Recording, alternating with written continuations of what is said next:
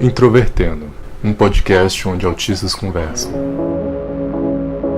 Olá, você que ouve o podcast Introvertendo, mais uma vez, mais uma semana de episódio. Meu nome é Thiago Abreu e hoje nós temos um conteúdo especial para vocês, baseado numa disciplina chamada Educação Inclusiva, ministrada aqui na Universidade Federal de Goiás. Estamos numa espécie de roda de conversa, né? E hoje estou aqui com o Álvaro Oiano, que juntamente com o pessoal aqui vai falar um pouco sobre, autismo, síndrome de Asperger.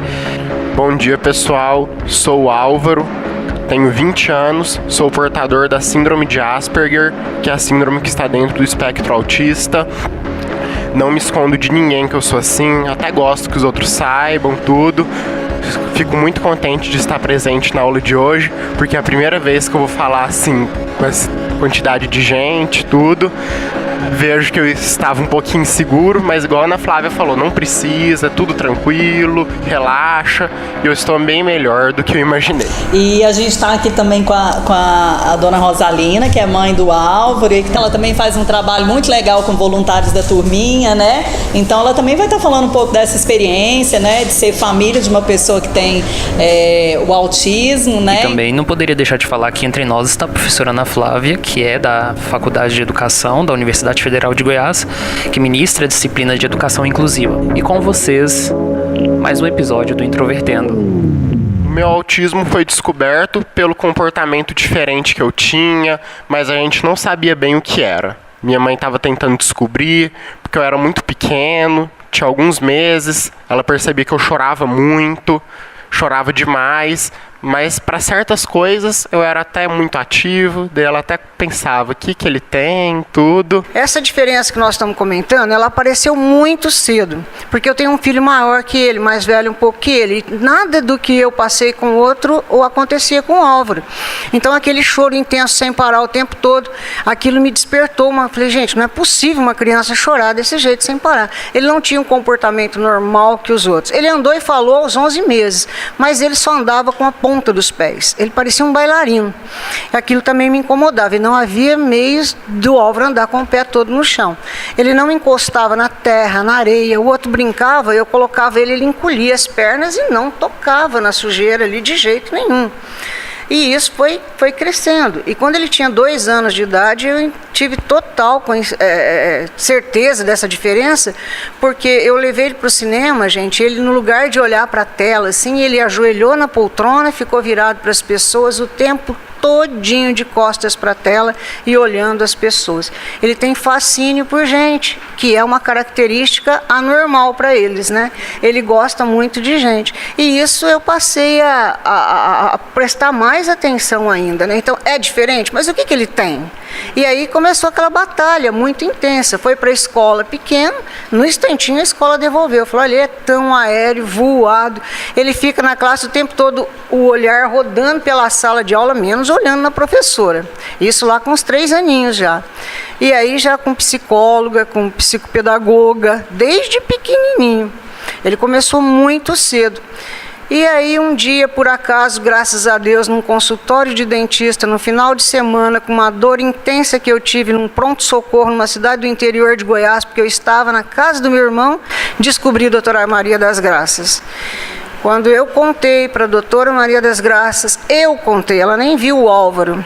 Isso ele estava já com quase 9 anos, né, filho? E eu contei para ela o comportamento do Álvaro. Gente, a consulta durou 2 horas. Quando eu terminei de contar tudo para ela, ela olhou para mim e falou, seu filho é Asperger. Eu falei, mas a senhora nem viu o menino? Ela falou, mas brincando com ela, ela falou assim, mas ele é, só que eu não vou fechar o diagnóstico. Nós vamos fazer um monte de exames. E aí começou. Quase 8 meses após, fechou o diagnóstico. Então, eu já tinha passado, não sei contar para vocês quantos médicos, quantos terapeutas eu já tinha andado. São Paulo, Uberlândia, Ribeirão Preto, sabe que nós morávamos lá, então eu não sabia contar para vocês o que eu já tinha visto. E graças a Deus, com a descoberta dela, a gente começou com terapias, e a gente está até hoje nesse processo, né? Mas essa descoberta foi assim, ela apareceu comportamentos estranhos muito pequenos. Enquanto o pediatra dizia, isso é normal, ele não tem nada, mas a mãe sabe que tem, gente. Não adianta. Que eu me lembro que a gente discutia ainda, quando ele começou a introduzir a matemática para ele, e eu fazia os cubos, eu fazia pirâmide, tudo porque ele tem muita dificuldade em trazer aquilo ali para a mente. Então, o que é uma pirâmide de verdade? Fazer essas áreas, tudo isso. No concreto, exatamente. Eu fazia isso, de cartolina, tudo isso. No dia seguinte, a gente ia fazer a tarefa, nós tínhamos que começar na estaca zero de novo, sabe? Aquilo não tinha retido, nada daquilo. Aí a gente começava do zero, mas não dava certo. Aí quando ele foi diagnosticado, a doutora Graça me falou, não, mas tem um acompanhamento, ele vai precisar de um acompanhamento separado. Aí a gente começou com tudo paralelo, isso. Ele já começou com paralelo. E só um parênteses para quem está começando assim, né? Aí depois eu fui saber, gente, que ele chorava porque as coisas para ele são muito intensas. Tudo para eles é muito forte. Ele chorava porque se ele sentia uma dorzinha, ele transformava aquilo não sei em quantas dores, né? Aquela sujeira no pé incomoda até hoje. Ele não pisa no chão sem meia, não, nem de meia. Ele sai do box, pisa no tapete, lava o pé de novo, seca o pé, bota no chinelo. Não é filho, é até um pouco de toque. Bom, aqui em Goiânia, eu mudei para cá em janeiro de 2010, dali a alguns meses eu já ia completar meus 12 anos. Estudei numa escola que fica lá no setor Bueno, perto de casa, que chama Silvia Bueno.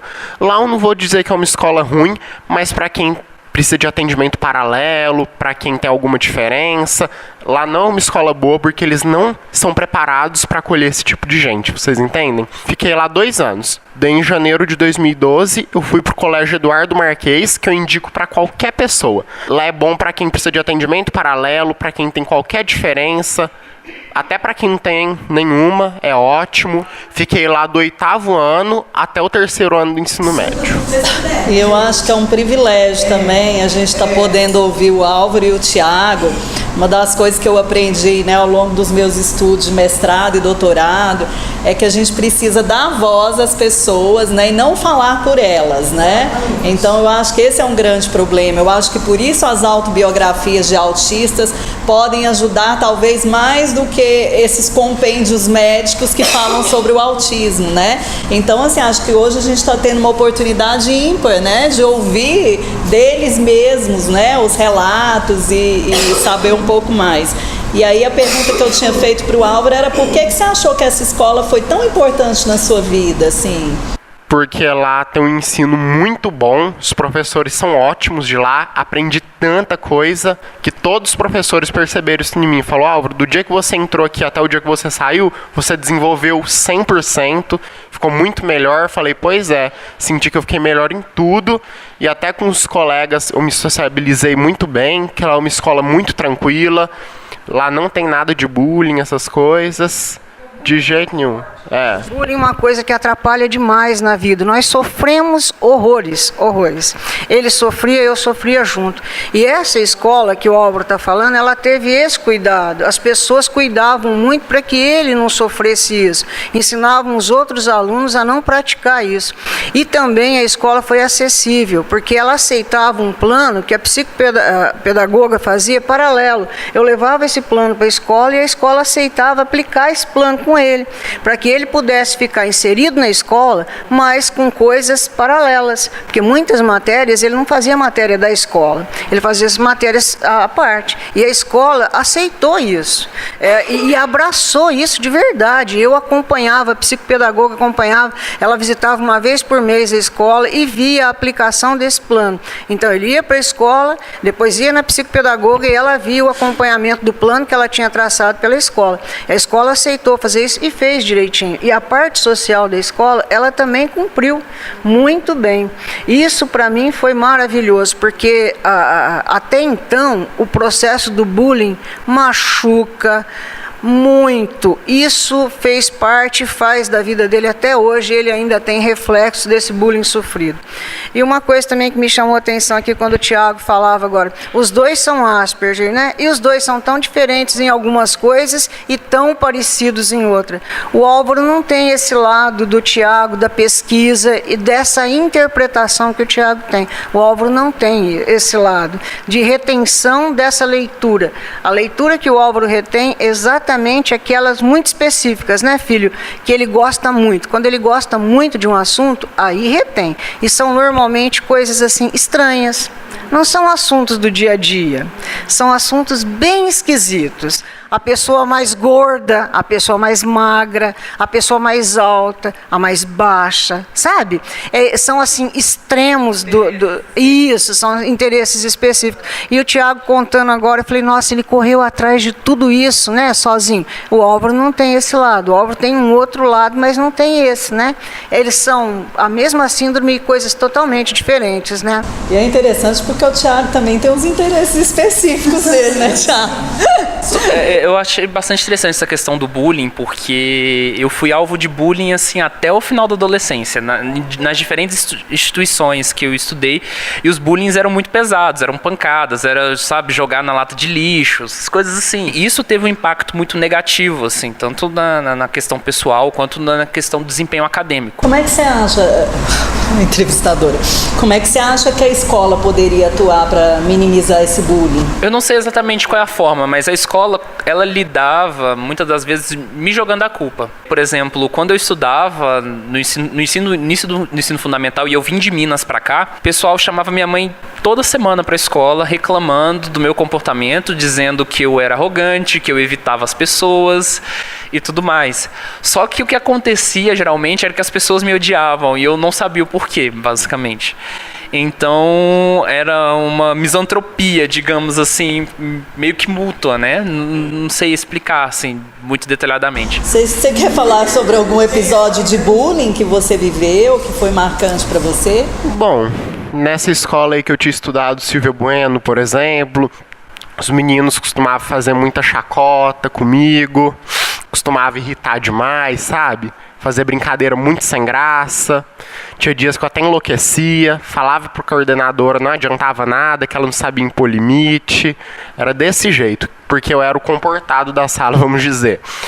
Eu era muito comportado, daí os mais custosos falavam, já que ele é comportado, vamos irritar. Que eu, principalmente, se algumas coisas até nos marcam. Tudo bem que eu não cheguei a ter, como posso te dizer, trauma, que tem gente que fala que até adoece, tem que ir no médico, mas eu não cheguei nesse ponto, mas feriu bastante internamente, vamos dizendo assim.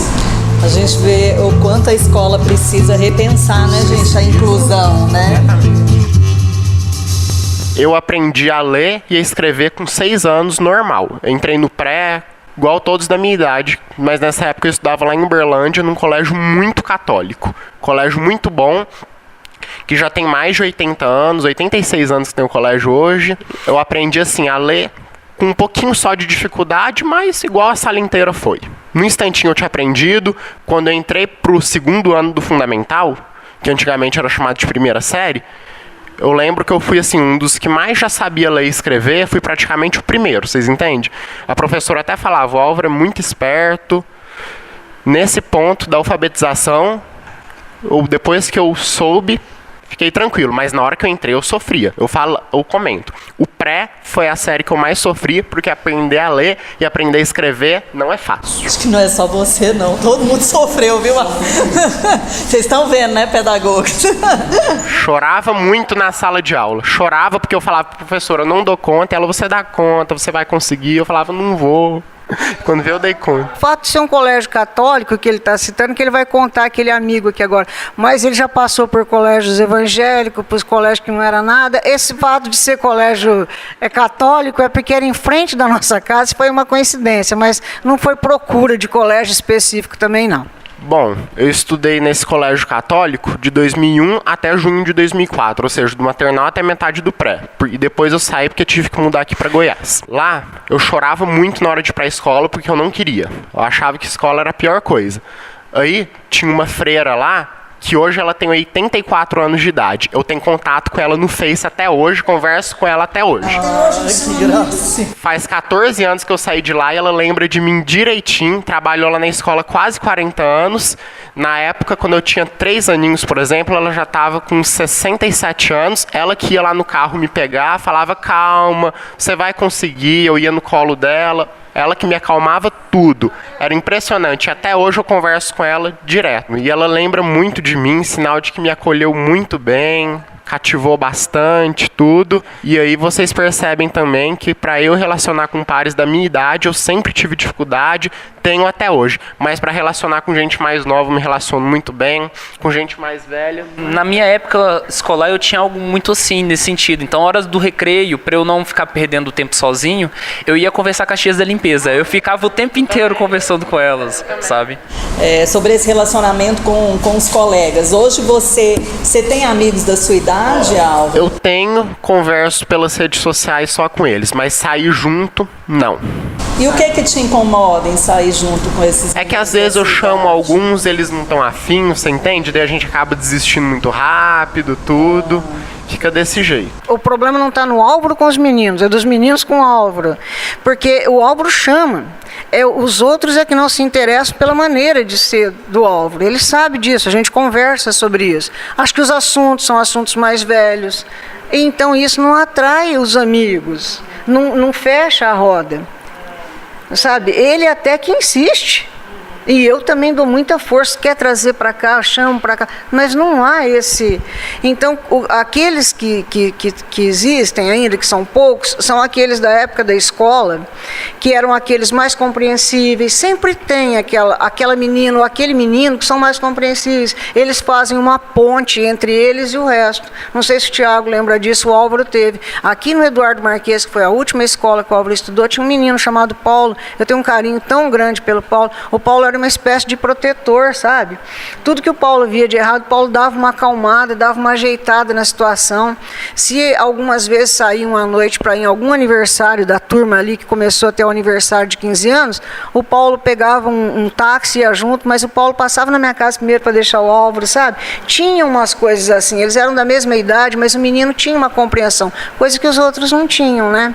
Então isso ajuda muito na escola, essas crianças mais protetoras, né? O Etude, que é um autor que ele fala sobre o bullying em relação ao autista, ele fala que uma das estratégias é você ter um amigo protetor na sala de aula, um amigo que vai te ajudar até a compreender as coisas, porque de repente se falha, ele vai entender de forma muito literal, né? Então esse amigo que ajuda, que acompanha, na verdade era bom se toda a sala de aula fosse assim, né, gente? Se as crianças fossem mais compreensivas, né? Mas eu acho que isso também vai muito do trabalho da escola, como é que a escola pensa, né? Essa questão de convidar e as pessoas não animarem muito, eu acho que já indica, assim, perdão pela sinceridade, sabe? Mas às vezes eu tenho um negócio desse. Mas não são amigos, são colegas, no máximo do máximo. Eu acho que amigos, eles tenderiam a aceitar.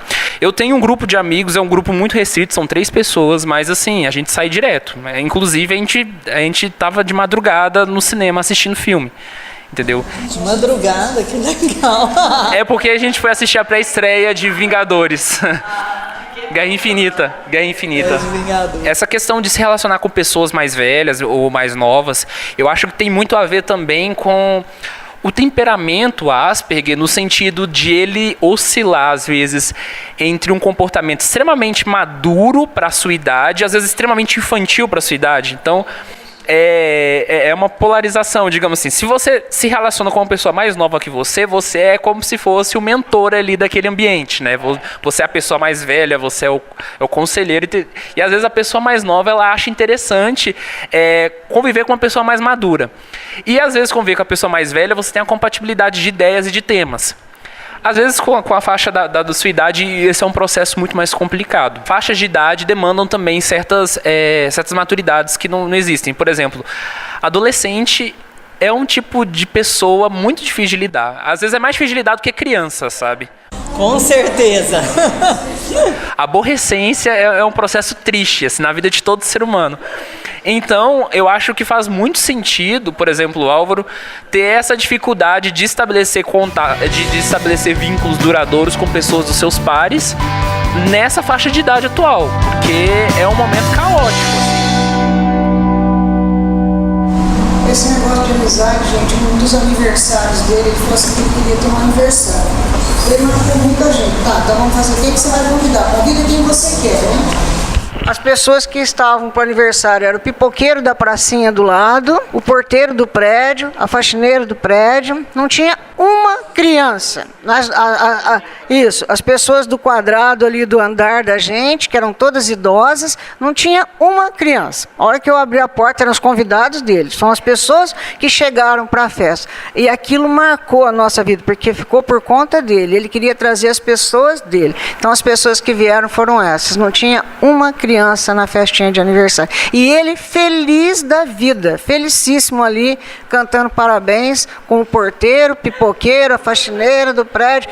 Eram amigos de coração. Então, isso que ela comentou foi a maior verdade. E agora eu lembrei que ela tinha me perguntado como era a minha questão do brincar. Eu gostava mais de brincar com um galho de uma árvore, por exemplo. Eu vi um galho de uma árvore solto, vi uma folha de uma árvore, brincava com ela com a maior felicidade. Eu falava pra minha mãe, eu prefiro isso do que qualquer outro brinquedo, qualquer outro. Eu acho que só esses aqui já basta. Guardava, tinha dias que ela falava, pra que você vai ficar entulhando isso? Joga isso fora, pra quê? Guarda os brinquedos que prestam. Eu, não, mãe, eu prefiro esses. Eu lembro também que quando eu era criança, quando eu tinha 7, 8 anos, por que eu não sei pular corda até hoje? Nunca dei conta, que eu sempre fui o girafa da turma, sempre fui muito grande, mesmo que eu estudava só com gente da minha idade. Teve algumas brincadeiras que foram até impedidas, você entende? De acontecer, que isso varia muito, como se diz, da sociedade que a pessoa vive, do meio que ela vive. E todos os autistas em si, a gente foca muito em uma coisa. A gente adora ficar brincando com linha, sabe? Linha de roupa, eu gostava de puxar e ficar brincando com ela. Achava isso uma grande diversão. Eu fui uma pessoa também que sempre pensei em colecionar muita coisa, sabe? Colecionar latinha, colecionar copo. Minha mãe, você ficar colecionando as coisas, vai chegar uma hora que não vai caber. Pra limpar dá um trabalho. E até que um dia eu resolvi fazer a coleção, vi que pra limpar dava um trabalho. Eu falei, mãe, realmente não convém. Bom, em relação ao trabalho, eu nunca trabalhar assim, sabe? Pra ganhar. Sou, como se diz, faço serviços voluntários, gosto muito. Como eu já concluí o ensino médio, eu tive o ano passado um período sabático. Mas tô fazendo curso Supera. Não sei se vocês já ouviram falar, numa franquia brasileira, já? Eu aconselho todo mundo a fazer. Melhor coisa que podia ter aparecido. É um curso tão bom que depois que eu passei lá, senti que minha ansiedade diminuiu, meu estresse também diminuiu. Lá a gente faz conta no ábaco, que é um objeto que os japoneses usam para calcular. A gente debate vários exercícios do cérebro, vários temas do dia a dia.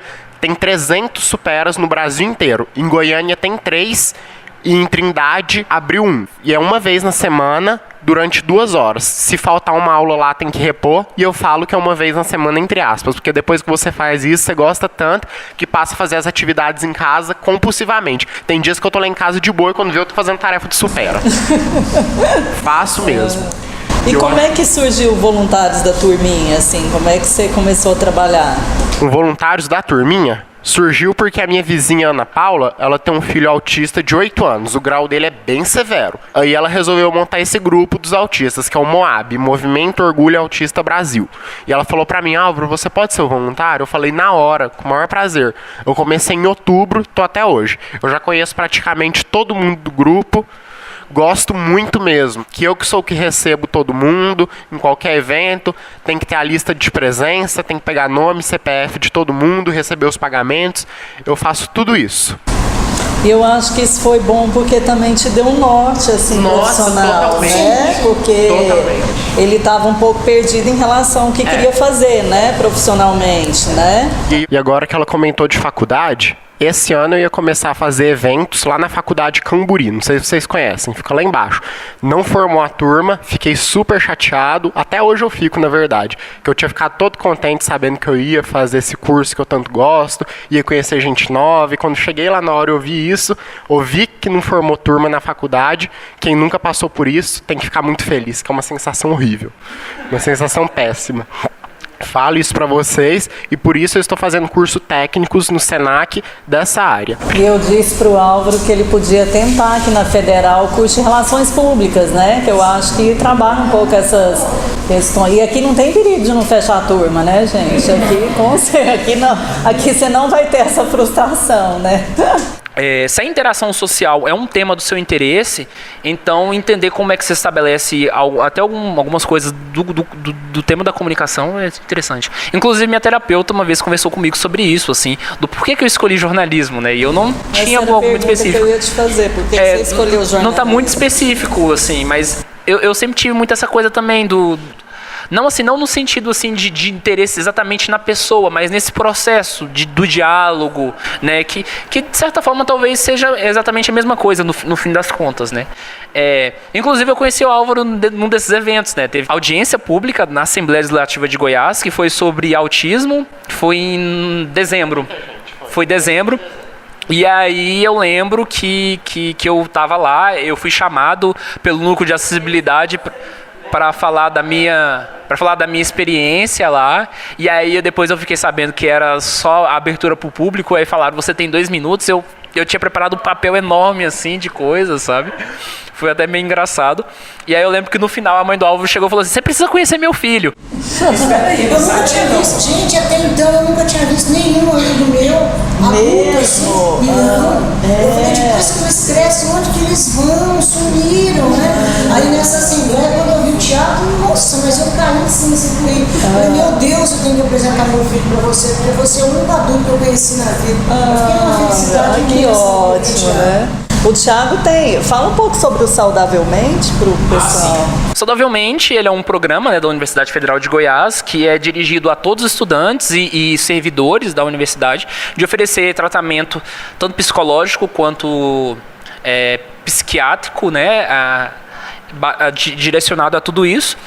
E no Saudavelmente atualmente tem um grupo que é o chamado Grupo Asperger, que é só de alunos com síndrome de Asperger, que foi estabelecido pela professora Tatiana Dunadil, que ela é, além de psicóloga, ela é mestre em filosofia pela Unesp. E eu vou ser o primeiro a sair do grupo, né? Porque eu vou formar esse ano, mas eu quero passar o bastão para a galera que foi entrando, porque eu acho que o grupo tem que se manter e continuar. E assim, como precisa desses grupos de apoio psicológico, né? A gente teve um aluno aqui na semana passada da pedagogia que suicidou, né? Então, vocês estão sabendo, gente, né? Então, assim, esse suporte é necessário para esses meninos, esses alunos que são público-alvo da educação especial, como os autistas, as pessoas com deficiência, né? O apoio psicológico, ele é mais que necessário. Hoje eu estava conversando com uma aluna aqui, ela é cega, ela disse, professora, eu estou para enlouquecer. Porque assim, a demanda é muito grande, né? A gente está começando ainda a caminhar, dar os primeiros passos no processo de inclusão. Então, assim, é um sofrimento muito grande para eles, porque do dia para a noite eles têm que, né, lidar com uma série de coisas, uma série de demandas, né? Então, assim, como esse atendimento psicológico, ele é importante também, né? E assim, porque eu estava conversando com a Cimei ali, a gente pensando, né, por que também a universidade às vezes tem sido um ambiente tão adoecedor para os alunos, né? O que a gente precisa repensar como professor também, né? O que está levando a esse adoecimento, né? Isso pode ter sido criado aqui, já vem de uma vida pregressa, mas é algo para a gente pensar. A gente fala sobre o adoecimento do professor e não fala sobre o adoecimento do aluno, né? Então acho que talvez olha, tá todo mundo balançando a cara, tô doente, professora, eu não aguento mais tanto trabalho. Uma das teses, um dos argumentos da Tatiana com relação a pelo menos o caso do Asperger no ambiente acadêmico, o maior entrave que ela enxerga é a questão de trabalho em grupo. Ela fala assim, principalmente na minha área da comunicação, tudo é em grupo. E, assim, eu já acostumei, mas é um modelo que às vezes não funciona. Assim, e às vezes os professores são muito restritivos, eles não permitem outra forma, né, de trabalho. Então já teve caso dela correr atrás e conversar com o coordenador de curso para fazer aquela espécie de mediação e prover uma solução. E às vezes as aulas são extremamente desinteressantes. Então, às vezes, por exemplo, tem algumas pessoas lá do grupo que eles relatam diretamente, sim, constantemente, que às vezes eles têm que ficar na sala só para poder assinar a lista de chamada. Porque muitas vezes eles já estudaram aquilo dentro de casa. Às vezes a aula é simplesmente burocrática e tem que ficar lá para não reprovar na disciplina. E às vezes mesmo assim reprova, porque você não vai aguentando a carga, né, durante a disciplina. Álvaro, você pensa em ir para a universidade? Você tem esse desejo de estar na universidade? Você ainda se sente um pouco perdido? Bom, de universidade em si, faculdade, tenho muita vontade, você entende? Morro de vontade, que eu vejo que hoje em dia, se não tiver um curso, uma faculdade, não adianta. Igual o meu vizinho comentou comigo, ele trabalha no Senai. Ele chegou pra mim e falou, hoje em dia, o ensino médio é como se fosse fundamental de antigamente. O curso técnico é como se fosse o ensino médio. A faculdade continua sendo a faculdade. E é mesmo. Se uma pessoa chegar pra você, uma pessoa atual, falar, eu tenho só o ensino médio, ela não vai conseguir um bom emprego, nada disso. Mas se fosse antigamente, falasse isso, tem só ensino médio, tudo bem. Isso é mais tranquilo, que a gente vê, igual eu digo sempre, o estudo é a instrução da vida. Sem o estudo, a gente não consegue ter uma vida boa. Qual que é a importância, assim, né? A gente vê sua mãe, assim, tão ativa. Qual que é a importância da sua família na sua vida, nesse processo, assim, da sua própria inclusão social? Bom, é o apoio, sabe? Que igual minha mãe comenta, ela é a que mais apoia tudo. Ela acha que eu sempre devo fazer esses cursos, não só por aprender, e sim para fazer novas amizades, tudo isso.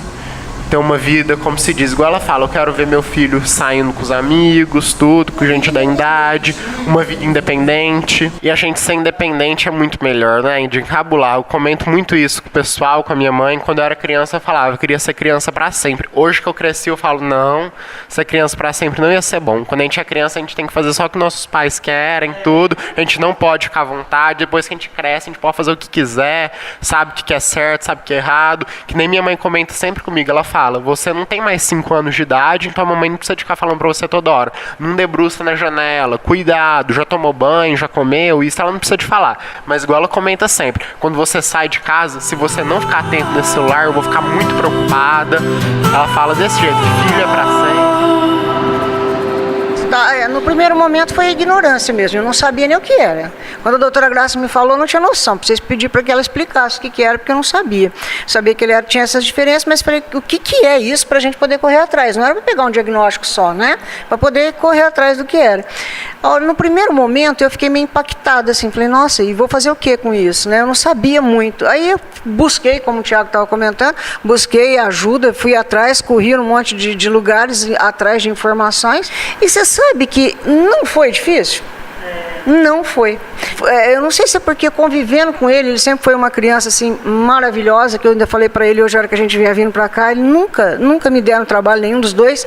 Então foi uma vida assim, buscando soluções, buscando encontros para isso, porque ele era muito calado, ele era muito quieto. Se deixasse, ele sentava em cima da mesa, que era o lugar preferido, mas bem no centro da mesa, e ficava ali o tempo todo naquele movimento, que até hoje ele tem ainda esse movimento. Eu preciso dar um toque de vez em quando, falei, você está fazendo isso, para, sabe, coisas assim. Então, ele foi uma criança maravilhosa. Então, a gente correu atrás e foi vendo esse processo dele, esse progresso, porque ele progrediu muito. Então, isso daí foi me deixando tão feliz que nunca foi problema na nossa vida, nenhum de nós três ali dessa convivência, mas porque o pai dele achava que o problema era meu, não era dele. Ele não tem problema nenhum, é você que enxerga. Eu falei, mas sou eu que convivo, eu vejo. Eu vejo que tem. Então, o pai demorou muitos anos. Nós nos separamos, o Álvaro tinha 4 anos, então hoje ele admite, hoje ele fala assim, não, hoje eu vejo. Fala, hoje você vê depois de um processo todo, né? Mas até então não tinha. Muito, só eu e o irmão. O irmão tem muito. O irmão tem muita participação, que é um garoto também maravilhoso, que nos ajuda muito. Eu falo que ele veio aqui no meio para fazer um intercâmbio, porque quando o Álvaro passou mais pela adolescência, a adolescência do Álvaro foi muito acentuada em relação à adolescência do outro. Mesmo estando fora, o Álvaro ligava para reclamar de mim para o irmão.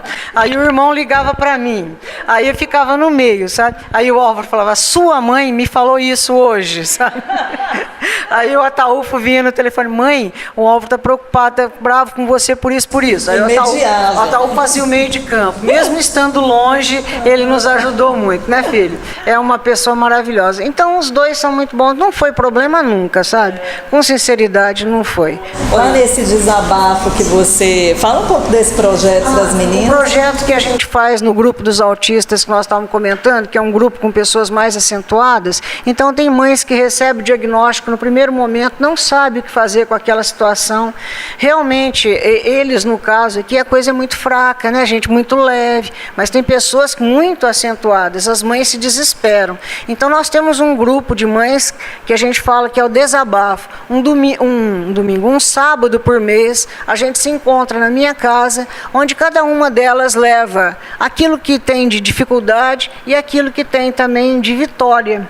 Então ali há uma troca de experiência, troca de nomes de profissionais para serem consultados, o que ela fez para superar determinada coisa. Às vezes uma coisa tão difícil que ela está vivendo, você já viveu e passou por aquilo de uma forma... É maravilhoso, porque muitas mães se sentem totalmente despreparadas. Então eu disse assim, não passei problemas, mas o fato de eu ter tido filho mais tarde me deu uma independência financeira. Eu já tinha avançado na minha parte profissional. Eu já tinha uma independência também de cabeça, porque uma mãe de 41 anos não é uma mãe de 20, né? Olha a diferença de vivência. Então, uma mãe de 20 que tem um filho que é sozinha, porque a maior parte delas, infelizmente, o pai vai embora. No grupo que nós temos, sim, no grupo que nós temos, e olha que tem mães, gente, tem mães. Olha, a minha casa é pequena, meu apartamento não é grande, então a gente recebe 12, 13 pessoas para que a gente se acomode ali na minha sala, e é uma coisa muito fechada, aquilo que é discutido ali é só ali, tem uma psicóloga que nos acompanha. Então você ouve ali de 12, 13 pessoas, 8, 9 está sem marido. Ou se o marido está presente, ele é ausente. No mesmo caso que o Tiago e o Álvaro comentaram que o pai deles não enxergava, o deles não enxergava, o outro se enxerga, omite. Muitos homens, eles não vou dizer que acovardam, não é isso, mas parece que é um medo. Eles se afastam, eles fogem, desistem. Então ali a gente troca de tudo. E aquela mãe que não tem condições nem de pegar um táxi. Muitas vezes o filho não entra no ônibus, gente. O autista severo não entra, ele tem medo. Ele para na porta, ele gruda ali, ele não dá acesso, ele começa a gritar. Então hoje, com esse projeto nosso, a gente já conseguiu uma carteira de identidade aqui no estado de Goiás, dessas audiências que o Tiago comentou, que ali na carteira vai constar que a pessoa é autista. Porque o autista não tem aparência, né? Então, quando você vê um autista, você não fala que ele é no olhar. Então, uma mãe que vê um filho berrando ali, fazendo uma estripulia danada, todo mundo critica. Então, agora vai ter uma carteira de identidade constando ali que a criança é autista. Foi uma luta também. E a gente está pedindo Isso agora... é uma luta social, né? Uma luta social. Esse encontro na Assembleia, um dos objetivos foi esse, Sim. né? Lutar para que as pessoas com autismo também, porque você leva um autista, por exemplo, ele vai ter que ficar numa fila por um longo tempo, ele não vai conseguir, né? Só que para as pessoas que olham, acham que não tem nada, né? Então, assim, como eu morava num prédio em Recife, eu achei muito interessante, tinha um casal de pesquisador que veio dos Estados Unidos para Recife para estudar, e o menininho deles era autista, e ele usava um crachá, né, escrito "Eu sou autista, tenha paciência comigo". E eu achei aquilo tão assim interessante, ao mesmo tempo assim, eu fiquei pensando assim, nossa, mas é tão, né? Mais preciso. Mas eu penso que talvez na situação dele, que era um autista mais grave, talvez a mãe chegou a esse ponto de colocar, né? É verdade. Que eu fiquei pensando justamente na questão do estigma, né? Assim, ali tão, né, aparente, né? Mas você sabe que é necessário. Agora, essa última luta na Assembleia foi pedindo isso, um tipo de transporte para a mãe que não consegue, ela precisa levar o filho numa terapia daqui, dali, de lá, e como que ela faz? Então a gente estava pedindo esse tipo de coisa, que o poder público disponibilizasse um transporte que passasse nessas casas, nessas mães. Gente, tem muitas. Eu fiz o curso de teatro de novembro de 2011 até abril de 2012. Ao todo, foram 48 horas de curso. Foi um curso muito bom, me ajudou demais, conhecer atores famosos lá, professores muito bons que foram do Rio de Janeiro, esses professores que vieram para cá desse curso. Minha mãe tinha falado pra mim, você vai fazer esse curso, não é pra você ser um ator, é pra você saber falar em público, pra você aprender a perder sua timidez, pra você saber se sociabilizar bem. Juro pra vocês que esse curso me ajudou tanto, mas tanto, que hoje eu não sou retraído, não sou nada disso. Se eu não tivesse feito esse curso, eu não ia estar aqui. Minha timidez, esse curso ajudou a perder minha timidez em 90%. Foi tão ótimo pra mim que muitos que fizeram, até hoje eu tenho contato com meus colegas, com os professores pelas redes sociais, a gente nos fala muito e todo mundo diz a mesma coisa, fala, esse curso ajudou a gente 100% praticamente. Dificuldade em coordenação motora eu tive, mas não tão acentuada. Não era tão forte, eu conseguia fazer os movimentos que o professor mandava, que capoeira eu senti que foi, por um lado, foi melhor, que era, coordenava bem, tudo, que era na escola lá em Goiatuba que eu fazia. Gostava, achava interessante. Inclusive, o negócio que você me perguntou da dificuldade. Eu nunca vi o professor chegar pra mim e falar, Álvaro, você tá fazendo errado demais, tudo. Não. Sinal de que a coordenação motora minha foi sempre boa, controlada. Não tem... Mais era ansiedade mesmo. Era essas coisas. Hoje você ainda faz alguma terapia, não? Terapia em si, hoje não. Diferentemente do Álvaro, minha coordenação motora é um desastre. Inclusive, eu vivo levando tombos assim nas calçadas direto. Esses dias eu tava numa avenida perto de casa, andando assim com o meu chinelo, e aí de repente eu meti o meu dedão assim na calçada. Eu faço isso direto, assim, meu pé às vezes fica diretamente machucado. Inclusive, todo tênis que eu uso, sempre o pé direito desgasta mais do que o esquerdo.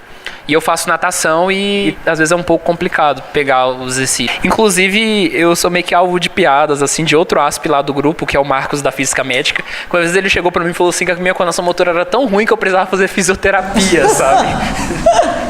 Para reabilitar. Essa questão da hipersensibilidade ou hipossensibilidade, vocês têm alguma coisa que atrapalha, que incomoda?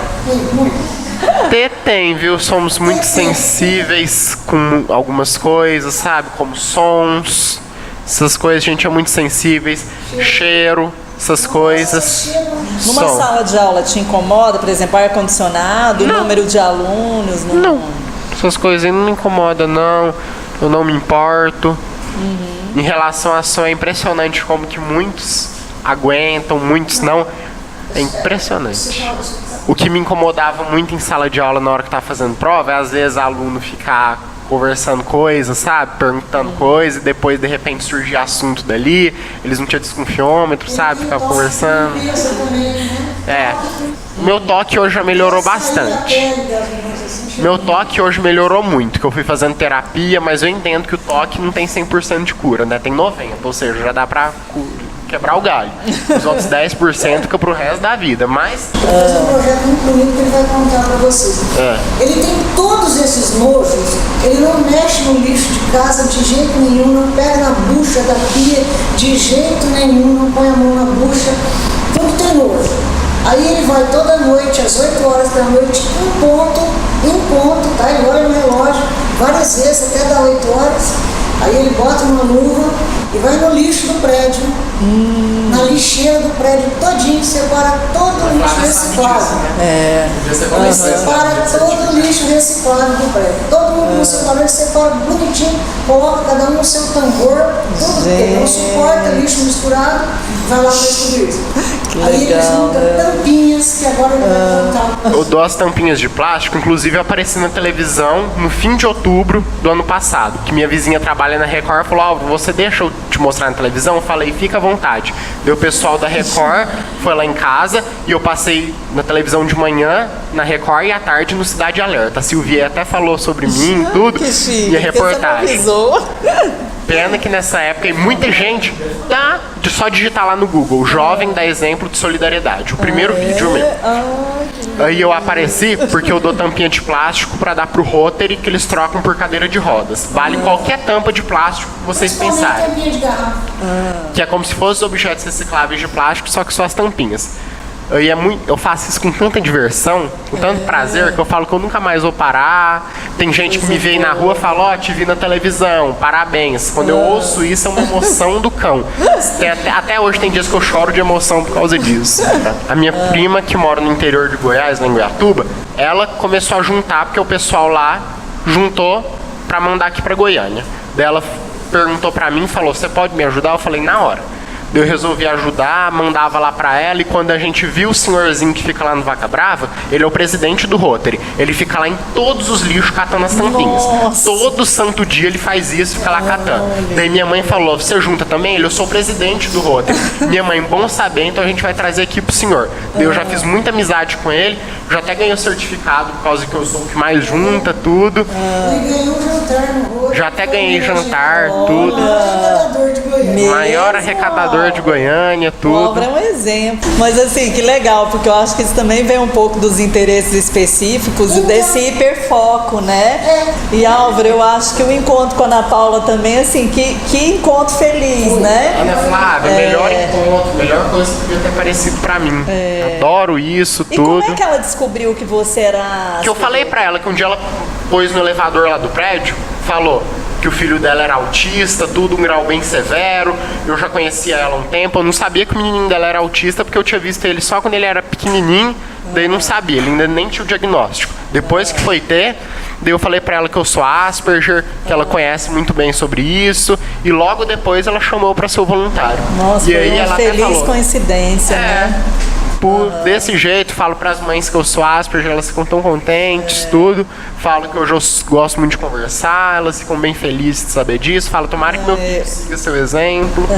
Eu acho que para as mães, né, assim, verem, né, rapazes assim, isso é um estímulo, né? Isso é um estímulo muito grande. Lógico.